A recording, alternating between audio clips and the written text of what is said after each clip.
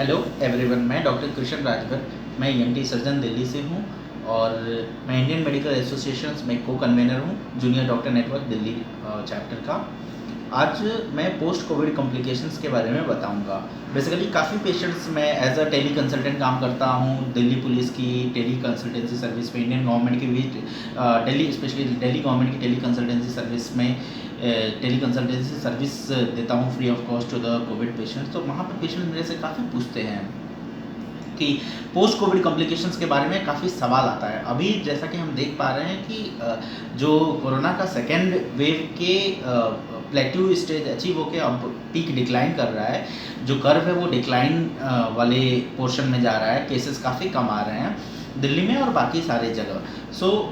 अब हमारे पास काफ़ी पेशेंट्स आते हैं पोस्ट कोविड कॉम्प्लिकेशंस के साथ, और कई जगह पोस्ट कोविड ओपीडी भी शुरू हो गई हैं। और जैसा कि हमारे रिस्पेक्टेड डॉक्टर के अग्रवाल सर ने अपने लास्ट वीडियो में कही थी ये बात कि हमें मास ओपीडी की तरफ ध्यान देना चाहिए, जो केसेस बढ़ रहे थे उसके रिगार्डिंग। तो ऐसा नहीं है कि केवल उसी समय मास ओपीडी काफ़ी किसी भी pandemic and post pandemic effects को मैनेज करने में बहुत हेल्पफुल होता है। तो मेरा ये मास ओपीडी की तरफ एक मेरा इनिशिएटिव है।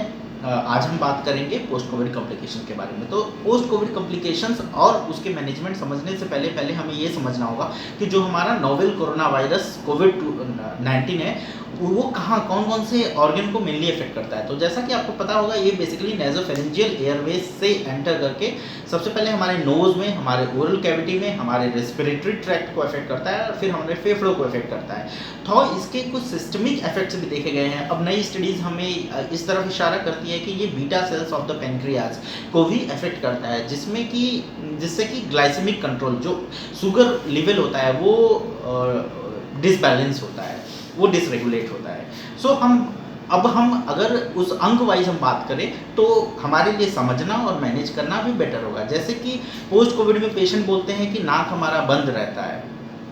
ये कॉम्प्लिकेशन है और इन कॉम्प्लिकेशन के साथ साथ मैं मैनेजमेंट भी इनके डिस्कस करूंगा।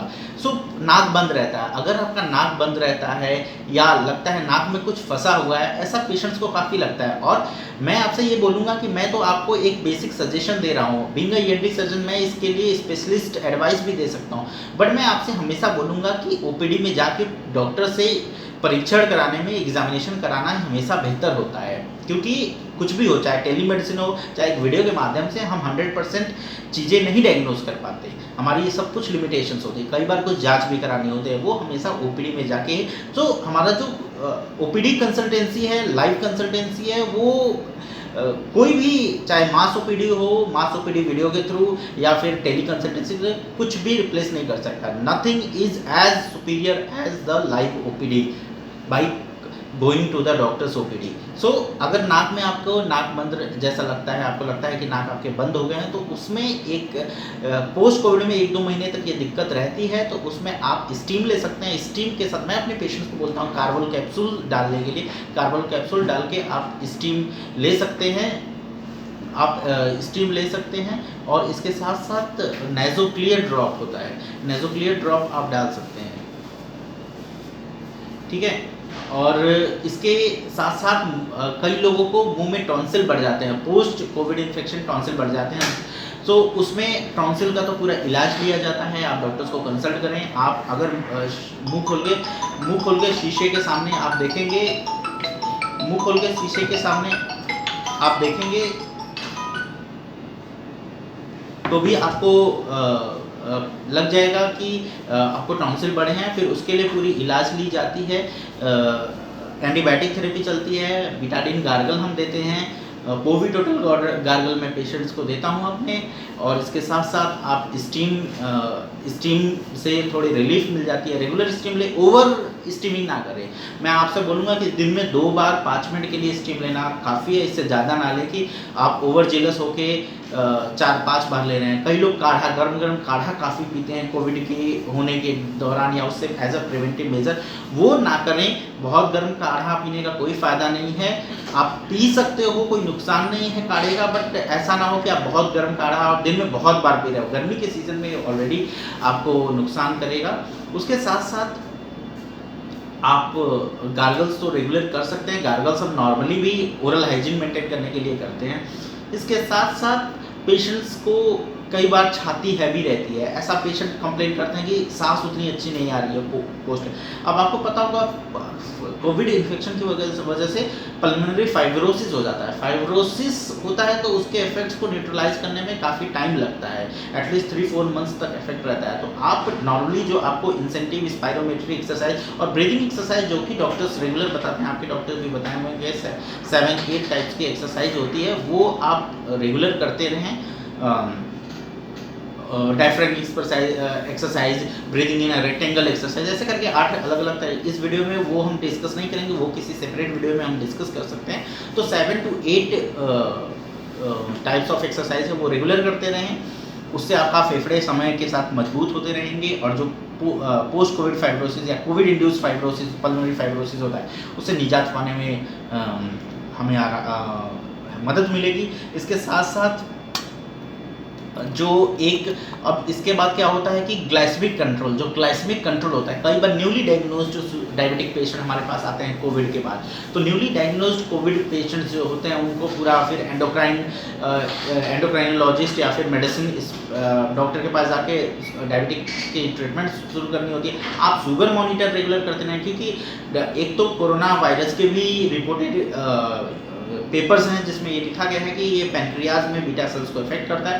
दूसरा चीज़, स्पेशली जो सेकेंड वेव वाला स्ट्रेन है, इसमें इसका काफ़ी प्रोनाउंस्ड इफेक्ट है। दूसरा चीज़, हम कोरोना के इलाज के समय मॉडरेट टू सीवियर केसेस में स्टेरॉइड, ओरल स्टेरॉइड चलाते थे पेशेंट को, ओरल और आईवी स्टेरॉइड चलाते थे, जिसका कि स्टेरॉइड इंड्यूस्ड ग्लाइसेमिक डिसरेगुलेशन होता है, पेशेंट्स को शुगर डिसबैलेंस हो जाता है, शुगर लेवल डिसरेगुलेटेड हो जाता है। तो ये भी हमें ध्यान देना होगा, शुगर कंट्रोल पे ध्यान देना होगा कि हम, और हमारी डाइट थोड़ी ऐसी होनी चाहिए, स्पेशली हमारा शुगर पता चला है या फिर हमें स्टेरॉइड चला है तो पोस्ट कोविड पीरियड में हमें डायबिटिक डाइट जैसी चीज़ें लेनी चाहिए, बेटर रहेगा हमारे लिए।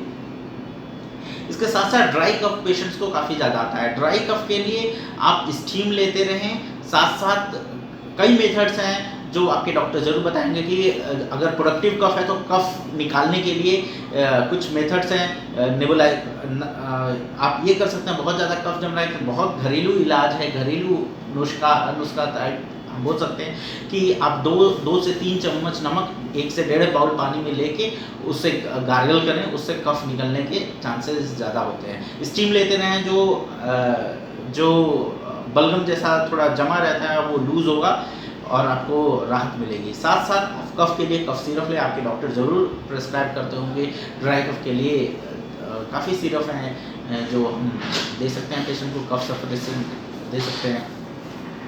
इसके साथ साथ लॉस ऑफ स्मेल और लॉस ऑफ टेस्ट होता है पेशेंट्स को, वो समय के साथ इम्प्रूव हो जाएगा। बाकी नोज़ की ड्राइनेस और लॉस ऑफ स्मेल के लिए एज सच स्टेरॉइड थेरेपी हम देते हैं, लेकिन नॉर्मली ऐसे अगर आपको बहुत प्रोनाउंस हो, स्टेरॉइड के अपने साइड इफेक्ट होते हैं तो बेटर है ना लें। अगर आपको फिर भी ज़्यादा दिक्कत रहती है तो आप ENT सर्जन्स को कंसल्ट करके उनके OPD में आप इसके इलाज करवा सकते हैं। और सलाइन ड्रॉप्स नाक में डालते हैं, उससे कोई नुकसान नहीं है। साथ साथ एक सिस्टमिक इफेक्ट होता है लोगों को हमेशा कमजोरी होती है, थकावट रहता है। वो पोस्ट कोविड में आपका शरीर अभी एक इंजरी हुई है, उससे रिकवर करने में समय लगता है।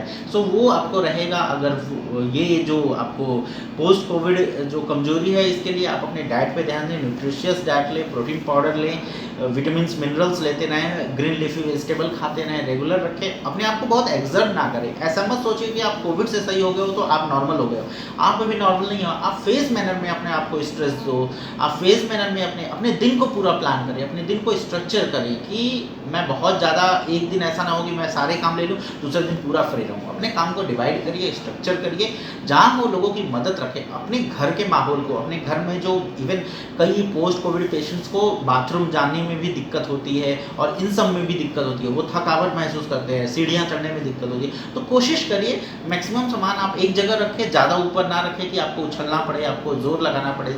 आप सीढ़ियों, अगर आप ग्राउंड फ्लोर पे बाथरूम है तो कोशिश करिए पोस्ट कोविड पीरियड में भी अगर आप ग्राउंड फ्लोर पे अपना रूम रख सकते हैं तो बेटर है, आपके लिए ये बेटर होगा। साथ साथ जो पोस्ट कोविड में होता है, लोग नॉर्मल दिनचर्या करने में भी दिक्कत होती है, प्लस वो काफ़ी टाइम तक कुछ जो कोरोना के टाइम में घर में बंद रहते हैं, आइसोलेशन में रहते हैं, अपनी ड्यूटीज़ नहीं जा पाते, स्कूल और काफ़ी लोगों से मिलजुल नहीं पाते, तो इससे क्या होता है, लोगों को एक अकेलापन होता है, डिप्रेशन जैसी सिम्टम्स आने लगती है।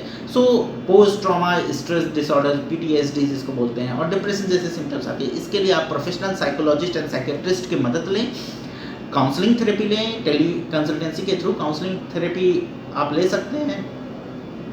और बाकी एक ये जो पोस्ट कोविड पीरियड है, पोस्ट कोविड कॉम्प्लिकेशन और मैनेजमेंट है, इसका पूरा मल्टी डिसिप्लिनरी अप्रोच है। सभी स्पेशलिटी के लोगों का रोल है इसमें। तो आपको जिस सिस्टम की दिक्कत है, आप उस स्पेशलिटी के लोगों से कंसर्न दिक्कत सॉल्व कराएं, बाकी एक जनरल काउंसलिंग एंड ऑल करते रहें। अपने लाइफ को अपने लाइफस्टाइल को मॉडिफाई करें, साथ साथ आप पॉजिटिव रहें, हमेशा पॉजिटिव रहें। आप नॉर्मल हो जाओगे, समय लगेगा। जो कोरोना वायरस की वजह से हमारे शरीर को जो इफेक्ट हुआ है, जो इंजरी हुई है, उसको सही होने में समय लगेगा। आप पॉजिटिव रहें, अपने लाइफस्टाइल को रेगुलेट करें, पॉजिटिव बुक पढ़ें, पॉजिटिव वीडियोस देखें, मोटिवेटेड रहें। All the best for your quick recovery from this post Covid complication. This is doctor Krishna signing off.